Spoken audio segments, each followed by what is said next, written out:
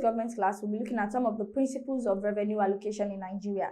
The following are basic principles or criteria adopted in Nigeria federalism in revenue sharing. Derivation. This means that the states have some natural resources, for example, crude oil, that would receive special. This means that states that have natural resources, such as crude oil, would receive special allocation. It implies that a larger proportion of the allocation has to be given to the states or region where those resources are obtained. So, what this means is that, for example, in Niger Delta, where they have crude oil, that Niger Delta would receive more allocation than other countries, because it is from Niger Delta that we get the crude oil that is one of the major sources of revenue in Nigeria. So this is one principle of revenue allocation this is one of the principles of revenue allocation in Nigeria. Derivation, the fact that the places where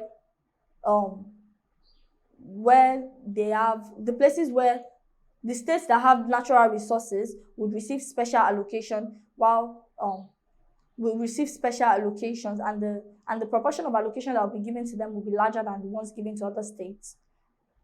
Another principle of revenue allocation in Nigeria is population. This principle is based on allocation of resources based on the population of the people in the state.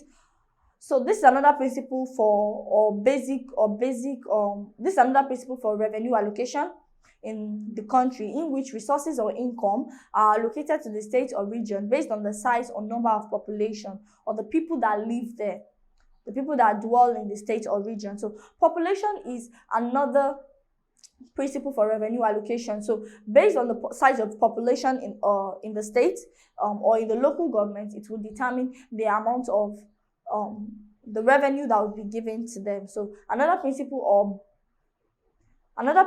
for revenue allocation in Nigeria is population, is true population. So depending on the amount of people, the size of the population or the number of population or the amount of people dwelling in the state or region, that will determine the allocation that will be given to that state or region. Another principle for revenue allocation in Nigeria is equality of states. Equality of states. This principle implies that all states or regions, irrespective of their population or size, or the amount of resources they contribute, or the amount of natural resources that they have, that they contribute, should be equal. So that means no matter the size of your population, no matter the natural resources that your state is deriving for the country, every state should be given the same amount. So Bayelsa State and Oyo State should be given the same allocation.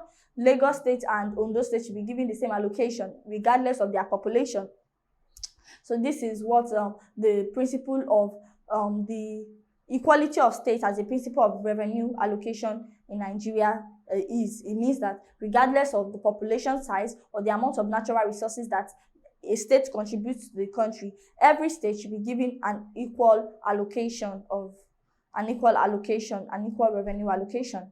The next principle of revenue allocation in Nigeria we'll be looking at in this class is even development. Even development is a principle which advocates for equal or even development among all the states or regions in the country by allocating more resources to the less developed regions or states and allocating lesser resources to the more developed region or state. So even development is a principle whereby it is a principle that is used when they want every part of the country to be developed at the same pace.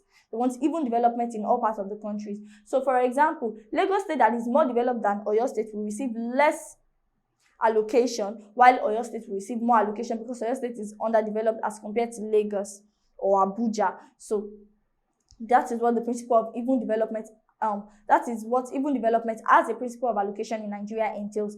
The fact that countries that are more developed will receive less allocation, while countries that are less developed will receive more allocation. If this principle is used, I think those in the north would probably get more allocation than those of us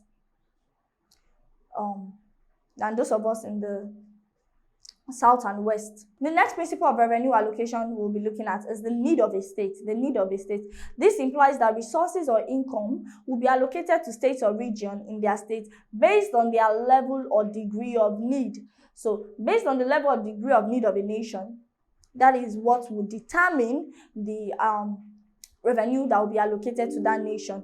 What this implies is that, for example, a nation that needs school, for example, a state or region that doesn't have enough school, that doesn't have enough healthcare center, that doesn't have good water supply and all, they'll be giving more advantage or more priority than those that have all these essential needs, than those that have healthcare centers already in place, than those that have public schools in place.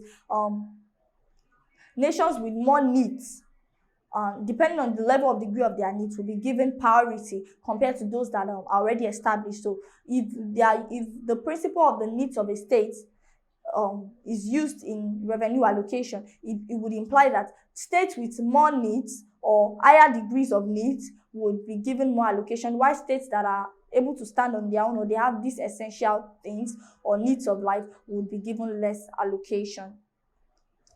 Another principle of revenue allocation in Nigeria is land mass. In this principle, the land mass of states or region in terms of area per kilometer square will be considered in determining the allocation of resources to those or income to those states or region.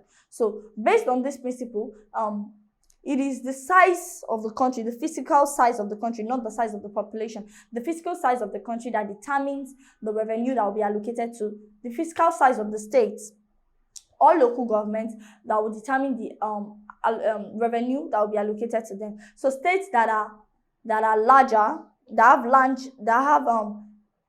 states that have large areas that are large in terms of physical area, they will be giving more revenue as against those that have lesser, that do not have, they are not large in terms of physical area. What this does is, for example, in a state whereby they have a large area of the state is large in terms of land mass, but the population of the state is probably 250,000. Now compared to Lagos, Lagos is smaller in terms of land mass, but has a larger population. Now the state for Oyo State, the population of people in Oyo State are not as much as those in Lagos State, but Oyo State has more land mass than Lagos State. What this does is that Oyo State, the people of the government of Oyo State will receive more revenue because their land mass is larger, and then the people of Lagos State will receive less revenue